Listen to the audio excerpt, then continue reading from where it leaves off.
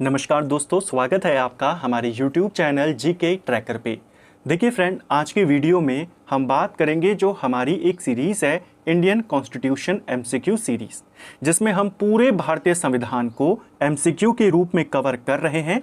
और last topic हमारा चल रहा है 47 क्लासेस हमारी अब तक इसमें हम कवर कर चुके हैं।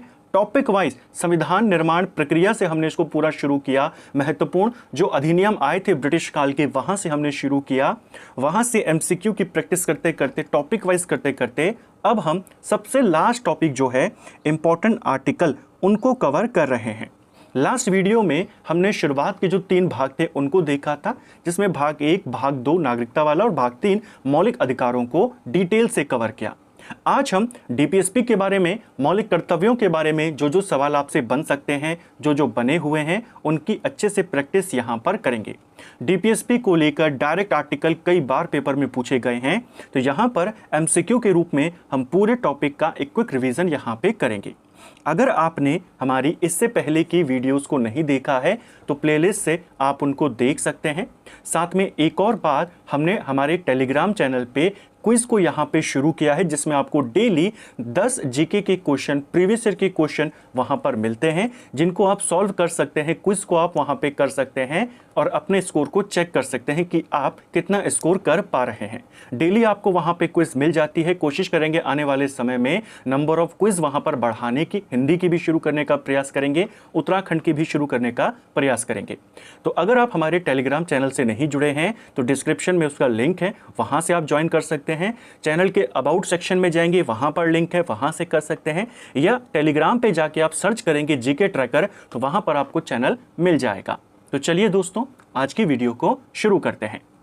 आज का हमारा पहला सवाल है, भारतीय संविधान के भाग 4 के अंतर्गत राज्य के नीति निर्देशक तत्वों का विस्तार किन अनुच्छेदों के मध्य में मिलता है?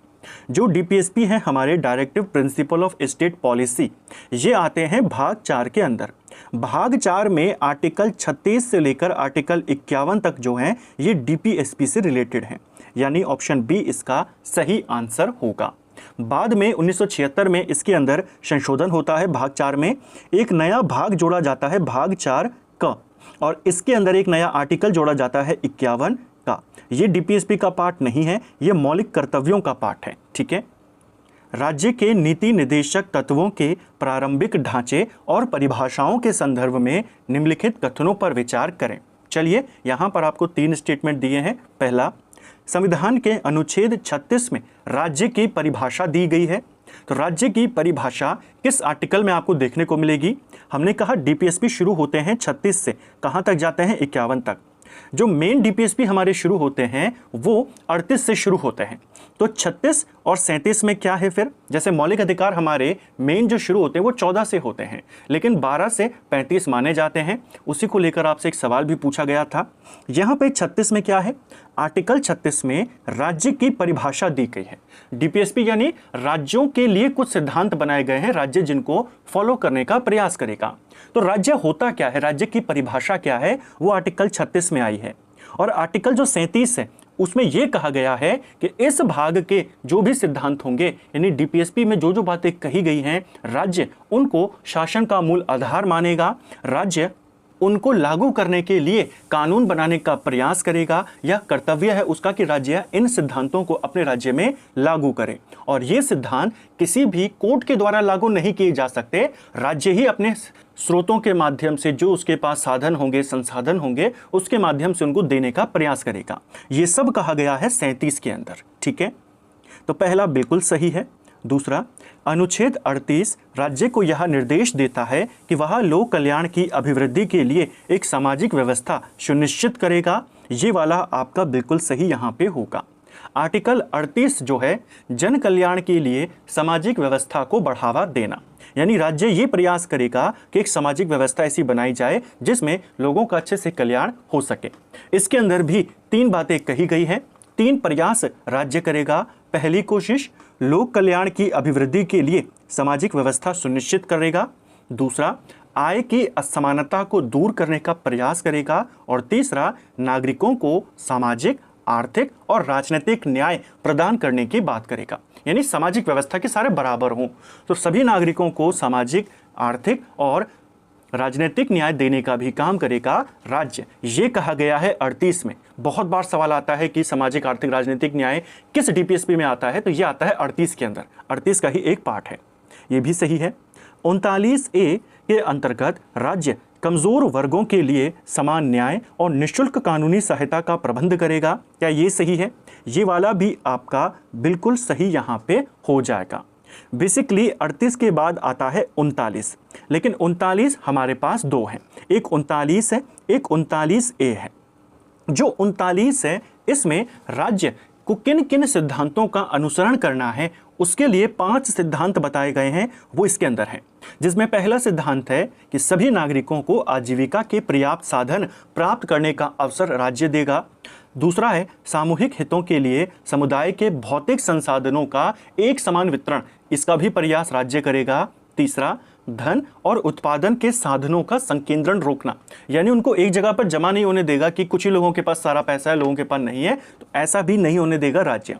चौथा, पुरुष और स्त्री को समान कार्य के लिए समान वेतन देने का प्रयास राज्य करेगा। और पांचवा, कर्मकारों के स्वास्थ्य एवं शक्ति का दुरुपयोग ना हो, ये भी राज्य की जिम्मेदारी है, ये उसके लिए आदर्श बनाया गया है। ठीक है।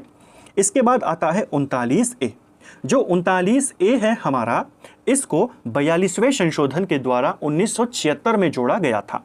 इसमें कहा गया है कि राज्य समान न्याय और जो गरीब हैं उनको निःशुल्क कानूनी सहायता उपलब्ध कराने का प्रयास करेगा। तो समान न्याय और निःशुल्क कानूनी सहायता 39A में आता है।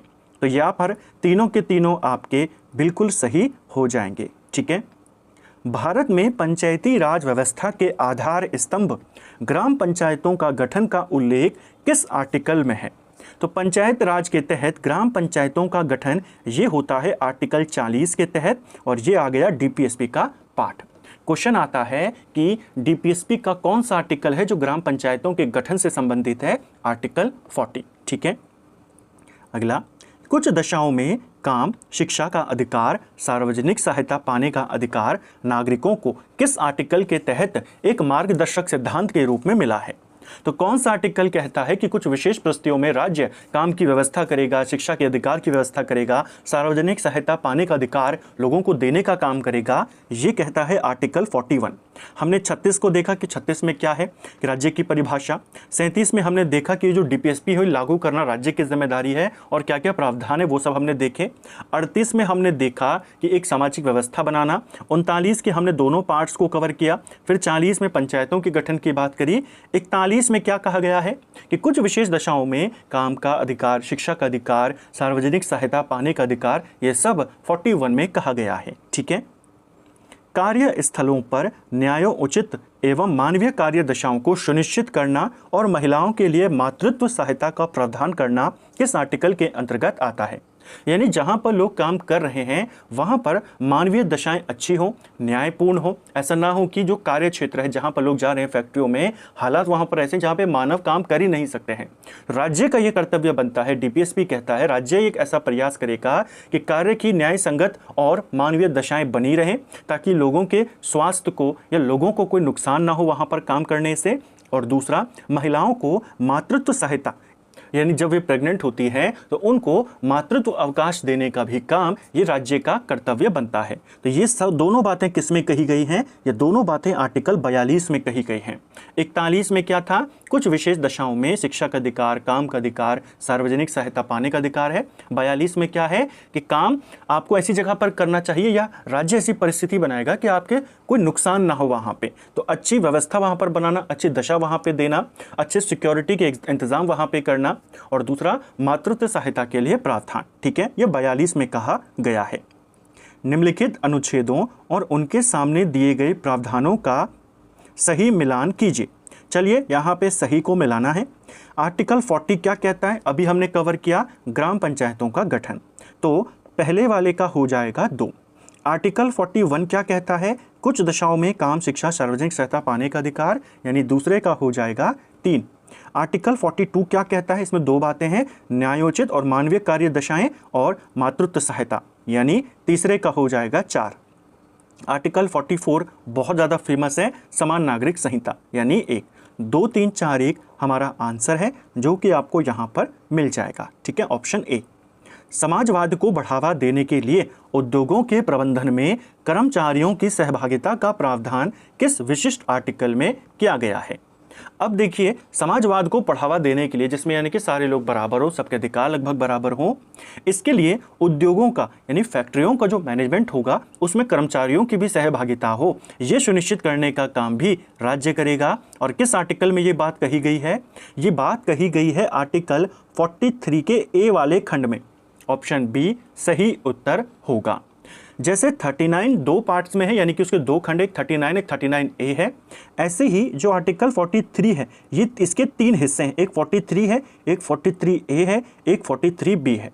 43 मूल संविधान में था, 43A को 42वें संशोधन के द्वारा 1976 में जोड़ा गया और 43B को 97वां जो संशोधन था 2011 का तब जोड़ा गया। जो 43 है इसमें कहा गया है कर्मचारियों के निर्वाह वेतन और कुटीर उद्योगों का विकास, यानी राज्य कर्मचारियों को उनके जीवन यापन के लिए उचित वेतन की व्यवस्था भी करेगा, ऐसे नियम बनाएगा कि उनको कम से कम उतनी मजदूरी तो मिले, उतना वेतन तो मिले जिससे वो अपना निर्वाह कर सकें, और दूसरा कुटीर उद्योगों का विकास करेगा। ये 43 में कहा गया है। फिर 1976 में 42वां संशोधन हुआ, उसमें कहा गया कि उद्योगों के मैनेजमेंट में कर्मचारियों की भी सहभागिता होनी चाहिए और उसके लिए एक नया आर्टिकल, एक नया डीपीएसपी जोड़ा गया 43A। ठीक है, और फिर 2011 में एक नया अनुच्छेद जोड़ा गया 43B, जो सहकारी समितियों को प्रोत्साहन की बात करता है कि राज्य का ये कर्तव्य है कि वो सहकारी समितियों का प्रोत्साहन करें, उनको विकास में मदद करें। ठीक है, लोकतांत्रिक नियंत्रण को मजबूत करने के लिए सहकारी समितियों को प्रोत्साहन देने का निर्देश कौन सा आर्टिकल देता है? सहकारी समितियों से रिलेटेड है 43 का बी वाला पार्ट। ये कब जोड़ा गया था? 2011 में। कौन सा संशोधन हुआ? 97 वाला। ठीक है, संविधान के संशोधन और उप अनुच्छेदों के तहत जोड़े गए कर्मचारियों और सहकारी समितियों से जुड़े भ्रम को दूर करने के लिए कौन सा युग्म सही सुमेलित है? देखते हैं। 43A में कहा गया है सहकारी समितियों को प्रोत्साहन, लेकिन अब आपका कॉन्सेप्ट क्लियर है, ये 43B में कहा गया है। 43B में लिखा है उद्योगों के प्रबंधन में कर्मचारियों की सहभागिता, ये 43A में कहा है। अनुच्छेद 43A उद्योगों के प्रबंधन में कर्मचारियों की भागीदारी और 43B सहकारी समितियों का प्रोत्साहन, ये वाला आपका बिल्कुल सही यहाँ पे होगा। 43A उद्योगों के संगठन की बात करता है, गलत है। 43B कुटीर उद्योग की बात, ये भी गलत है। कुटीर उद्योग की बात करता है 43। 43B जो है वो सहकारी समितियों की बात करता है, 43A जो है वो उद्योगों में कर्मचारियों की सहभागिता की बात करता है। ठीक है, अनुच्छेद 45 के अनुसार सही कथन क्या होगा? हमने 43 के तीनों पार्ट्स को देखा। 43 के बाद आता है 44, और 44 बहुत ज़्यादा फेमस है, हमने ऊपर कवर भी किया, यूसीसी से रिलेटेड है, समान नागरिक संहिता। क्वेश्चन आता है समान नागरिक संहिता का प्रावधान संविधान के किस भाग में है? भाग 4 में। किस आर्टिकल में है? तो डबल 4 कर देना है, यानी 44 में है। ठीक है, फिर आता है आर्टिकल 45। आर्टिकल 45 में क्या बात कही गई है? आर्टिकल 45 में बच्चों को शिक्षा और उनकी देखभाल करना, ये काम करेगा राज्य, यानी राज्य ऐसे कर्तव्य, राज्य का ऐसा काम है कि वो एक निश्चित आयु तक के बच्चों की शिक्षा और उनकी देखभाल का काम करेगा, ये राज्य की जिम्मेदारी है। ये किस आयु वर्ग के बच्चों की बात करता है? जो आर्टिकल 45 है ये 6 वर्ष से कम आयु के बच्चों को शिक्षा और उनकी देखभाल की बात करता है। 6 से 14 साल के बच्चों के लिए आर्टिकल 21A भी है, और मौलिक कर्तव्यों में 86वें संशोधन के द्वारा जो जोड़ा गया था 11वां मौलिक कर्तव्य, वो भी है। लेकिन जो आर्टिकल 45 है ये बात करता है 6 से कम साल के बच्चों के लिए। ठीक है, राज्य द्वारा SC, ST तथा अन्य कमजोर वर्गों के शैक्षिक और आर्थिक हितों की अभिवृद्धि करना और उनके लिए सामाजिक न्याय सुनिश्चित करना किस आर्टिकल के तहत अनिवार्य है? तो SC, ST कमजोर वर्गों के जो शैक्षिक एवं आर्थिक हितों की अभिवृद्धि करना, उनके लिए सामाजिक न्याय को सुनिश्चित करना, ये भी राज्य का काम है, ये कहा गया है आर्टिकल 46 के अंदर। ठीक है, समाज में स्वास्थ्य और पोषण को सुधारने के उद्देश्य से नागरिकों के जीवन स्तर की स्थिति बेहतर करना राज्य का प्राथमिक कर्तव्य किस आर्टिकल में कहा गया है? तो लोगों की, नागरिकों के जीवन स्तर की स्थिति को और बेहतर करना ये भी सरकार का काम है। यानी पर्यावरण को साफ रखना हो गया या फिर अच्छा पानी देना, ये सब हमारे मौलिक अधिकार में भी आते हैं आर्टिकल 21 के तहत। और ये डीपीएसपी का भी पार्ट है कि राज्य का ये कर्तव्य है कि वो जीवन स्तर की स्थिति को बेहतर करने का प्रयास करे नागरिकों की। ये बात कही गई है आर्टिकल 47 के अंदर। ठीक है, बच्चों की शिक्षा, एससी एसटी के सामाजिक न्याय और जीवन स्तर से जुड़े मार्गदर्शकों के सिद्धांतों के संदर्भ में कौन सा युग्म पूर्णतः सत्य है? पहला, आर्टिकल 45 6 से कम वर्ष की आयु के बच्चों की शिक्षा और देखभाल का प्रावधान है, बिल्कुल सही है। आर्टिकल 46 राज्य को एससी एसटी और कमजोर वर्गों के शैक्षिक और आर्थिक हितों की अभिवृद्धि और सामाजिक न्याय सुनिश्चित करने को कड़ा निर्देश देता है, ये भी सही है। आर्टिकल 47 राज्य के नागरिकों के पोषण और जीवन स्तर की स्थिति को बेहतर करने का प्रयास करता है, ये वाला भी आपका सही है। ये 47 राज्य को ऐसा निर्देश देता है। पूछा है कौन सा सही है, तीनों आपके सही यहाँ पे होंगे। राज्य ग्रामीण अर्थव्यवस्था को सुदृढ़ करने के लिए कृषि एवं पशुपालन का संगठन करेगा, यह किस अनुच्छेद में कहा गया है? यानी राज्य कृषि और पशुपालन को लेकर के उसको संगठित करेगा, उसको बढ़ावा देगा, ये बात किस में कहा गया है? ये बात कही है आर्टिकल 48 में। 48 के भी दो पार्ट हैं, 48 है, एक 48A है। 48 में कहा गया है कृषि एवं पशुपालन का संगठन। ठीक है, 48A में कहा गया है कि राज्य पर्यावरण संरक्षण, वन्य जीवों की सुरक्षा, इनका प्रयास करेगा। ये जो 48A है इसे भी बाद में जोड़ा गया 42वें संशोधन के द्वारा 1976 में। हमारे जो मूल डीपीएसपी थे उनको बाद में जब इनमें संशोधन किया गया, 4 नए डीपीएसपी जोड़े गए। कौन कौन से? एक जोड़ा गया 39A, एक जोड़ा गया 43A, एक जोड़ा गया 43B और एक जोड़ा गया 48A। तो ये 4 हैं नए डीपीएसपी। इन 4 में से ये जो 3 डीपीएसपी हैं हमारे 39A, 43A और 48A, इन तीनों को 1976 में 42वें संशोधन के माध्यम से जोड़ा गया था। और ये जो 43B है इसे 97th अमेंडमेंट के द्वारा 2011 में जोड़ा गया था। ठीक है, देश की ऐतिहासिक धरोहरों, राष्ट्रीय महत्व के स्मारकों, स्थानों और वस्तुओं का संरक्षण करने का राज्य का दायित्व किस आर्टिकल के द्वारा तय होता है? तो राज्य की ये कर्तव्य है, राज्य ये प्रयास करेगा कि राष्ट्रीय महत्व के स्मारकों, स्थानों और वस्तुओं का वो संरक्षण करे। ये राज्य के लिए बाध्य है। तो ये कहा गया है आर्टिकल 49 के अंदर। ऑप्शन बी हमारा सही आंसर होगा। लोकतांत्रिक व्यवस्था में शक्तियों के संतुलन के लिए न्यायपालिका का कार्यपालिका से पृथकीकरण किस आर्टिकल के तहत किया गया है? तो न्यायपालिका कार्यपालिका से अलग होगी। न्यायपालिका और कार्यपालिका में पृथकीकरण किया गया है आर्टिकल 50 के अंदर। ऑप्शन सी सही आंसर होगा। भारत की विदेश नीति के मुख्य मार्गदर्शक सिद्धांत अंतर्राष्ट्रीय शांति एवं सुरक्षा को प्रोत्साहन का उल्लेख किस आर्टिकल में मिलता है?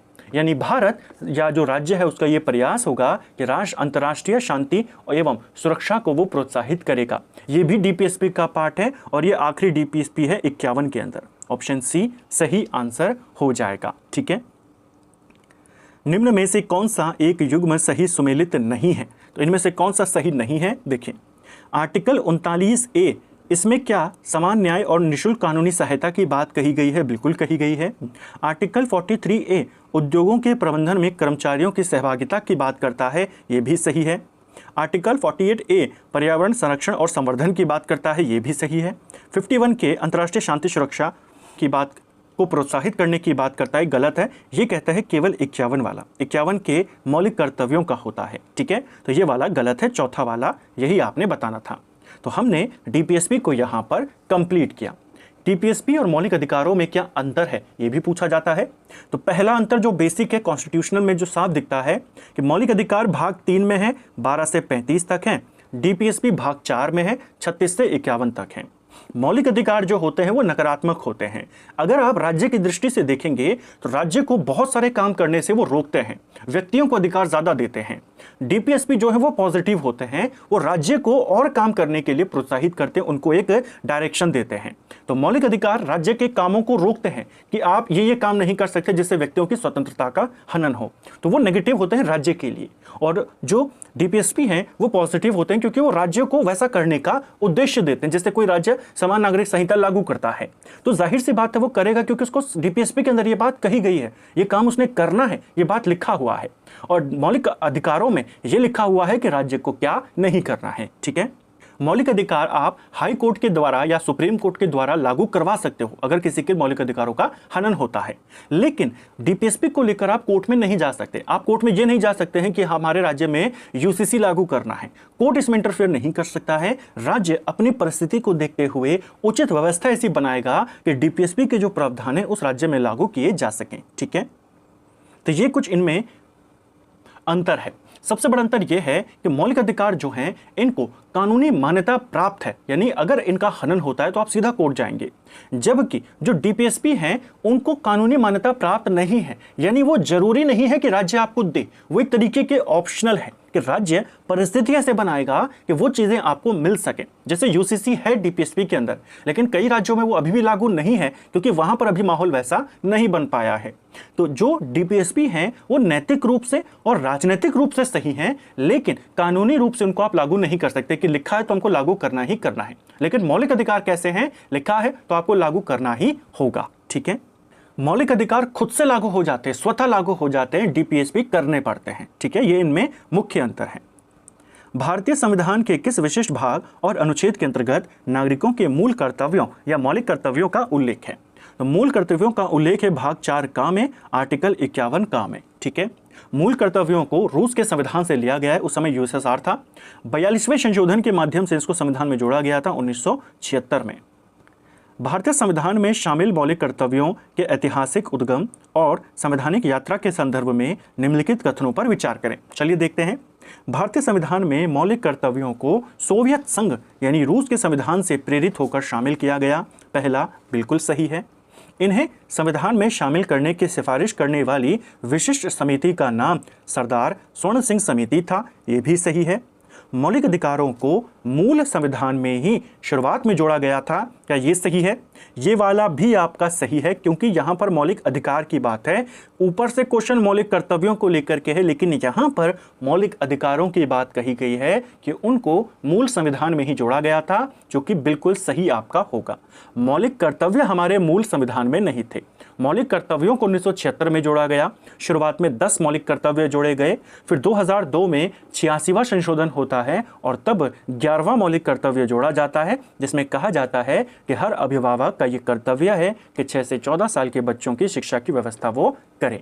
तो वो जोड़ा गया 2002 में। वर्तमान में मौलिक कर्तव्यों की संख्या 11 है। ठीक है, पूछा है कौन सा सही है, तो तीनों के तीनों आपके सही हो जाएंगे। मौलिक कर्तव्यों के संदर्भ में कौन सा युग्म यहाँ पे सही है? देखिए, कथन है 42वां संशोधन 1976 के माध्यम से संविधान में पहली बार कुल 10 मौलिक कर्तव्य जोड़े गए, तो बिल्कुल सही है। 1976 में ही जोड़े गए थे।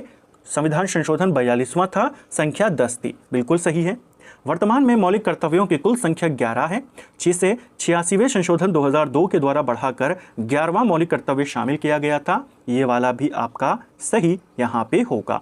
तो यहाँ पर कथन हमारे दोनों के दोनों बिल्कुल सही यहाँ पे हो जाएंगे। ठीक है, तो इसको भी आपने याद रखना है। तो फ्रेंड्स, ये था हमारा आज का वीडियो, जिसमें हमने इंडियन कॉन्स्टिट्यूशन के इंपॉर्टेंट आर्टिकल्स की जो हमारी क्लासेस चल रही हैं, लास्ट टॉपिक है कॉन्स्टिट्यूशन का, उसकी दूसरी क्लास और ओवरऑल 48th क्लास को हमने यहाँ पे कवर किया। उम्मीद करता हूँ आपको आज का वीडियो पसंद आया होगा। अगर आपको ये वीडियो पसंद आई है तो वीडियो को लाइक करें, चैनल पर नए हैं चैनल को सब्सक्राइब करें, अपने दोस्तों के साथ शेयर करें। वीडियो आपको कैसा लगा कमेंट बॉक्स में हमें ज़रूर बताएं। नेक्स्ट जो हमारा वीडियो होगा, इसके बाद हम संघ की व्यवस्था जो होती है, राष्ट्रपति को लेकर के, उपराष्ट्रपति को लेकर के जो इंपॉर्टेंट आर्टिकल्स हैं, उनको यहाँ पे कवर करेंगे। साथ में बहुत ही जल्द आधुनिक भारत का जो इतिहास है यूरोपियन आगमन से लेकर के, उसकी भी शुरुआत इसी चैनल पर कर जाएंगे। Thank you friends.